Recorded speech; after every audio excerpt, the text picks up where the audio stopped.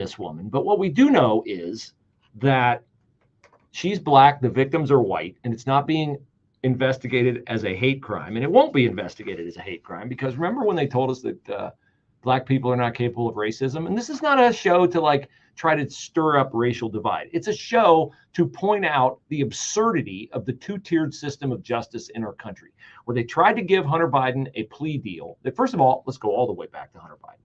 The Hunter Biden laptop, not real, Russian disinformation, can't be circulated on Facebook, can't be retweeted on Twitter.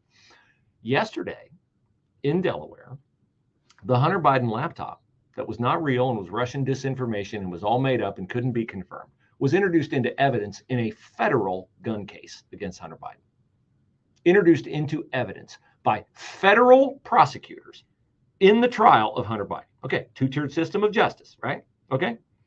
So we got the Donald Trump stuff in New York. We've covered it ad nauseum. No need to go back into it. You know, and I know, that if the races were reversed in this incident in North Olmstead, Ohio, which is a suburb of Cleveland on the west side, you know the possibility of this being a hate crime would have been posed by now, because the murder happened 3 p.m. Memorial Day afternoon. No, it happened 3 p.m. Monday afternoon. Memorial Day was more than a week ago. I'm still living in my 3-day weekend. It happened like 2 days ago. But North Olmstead police say this was entirely a random act of violence. Huh?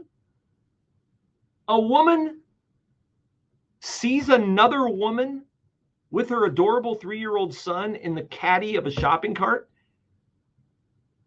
and decides, I'm going to go over and stab them both and kill the boy. Who? Like, how's that a random act of violence? She stabbed the boy in his back and cheek. The murderer was arrested while walking away from the scene, still holding a bloodied kitchen knife, allegedly used in the attack, according to this website. Yeah, allegedly. Now, here's the thing. This woman who did the murder, Bianca Ellis, 32 years old, was arrested days earlier on a parole violation after an unrelated incident at a Walmart, but was released. She visited the North Olmstead Police Department on Monday morning to discuss her arrest. She was at the police department the morning she committed the murder. So now we go to Channel 19 News in Cleveland. And their website says, quoting a North Olmstead Detective Sergeant Matthew Beck. Is he not related? Is possibly a first close relative of Barney Fife? There is nothing that shows that she has any violent tendencies, he said of Bianca Ellis. Nothing that shows she has any violent tendencies. Okay, let's go back. Court records show Ellis had been charged with theft at a North Olmstead Walmart in May of last year. She pleaded guilty to a lesser charge, of course. Why charge her with what she did? Of unauthorized use of property, and was given a 6-month probation. So you can steal stuff from Walmart in North Olmstead, Ohio, rotten Cleveland Democratic stench stronghold, and get off essentially scot-free. Judge Brian Hagan at Rocky River Municipal Court oversaw the case and told Channel 19 that Ellis never completed her required theft education program, thereby violating her probation. A warrant was then issued for her arrest. So she was arrested last Thursday at Walmart.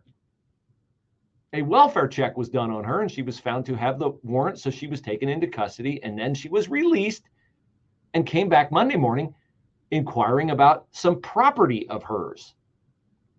Probably the stuff she stole. Where's the stuff I stole? I got to have that. Records showed this past March. Remember, this woman has no violent tendencies, no criminal history. What happens? According to the principle of sowing and reaping, folks, when you don't punish crime when it occurs, when you don't send a message, when you don't take people who have shown clearly that they are not capable of being a part of an orderly society, not hard to stay out of the back of a police car, what happens? You get what you sow, more than you sow, later than you sow it. So she steals something, violates her probation. Then last March in Florida, Ellis tried renting a room at a hotel, but didn't have the funds to do so. When the clerk at the front desk asked her to leave, she refused. Entitlement, right? I'm entitled to it. You're giving it to people coming across the border. Why won't you give it to me? This is where we are in our culture. And I got a story out of Chicago that's every bit as bad or even worse.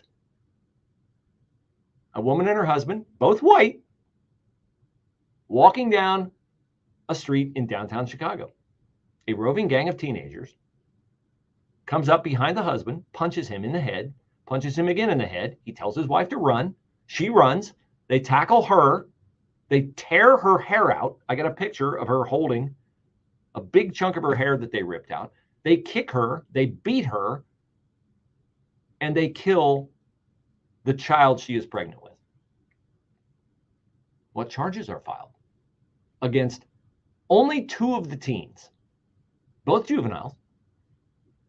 Misdemeanors. Misdemeanors. This is America, ladies and gentlemen.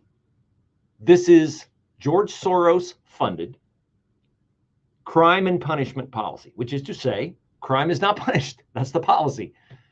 And you are told crime is down. The Biden administration tells you it's down. It is not down.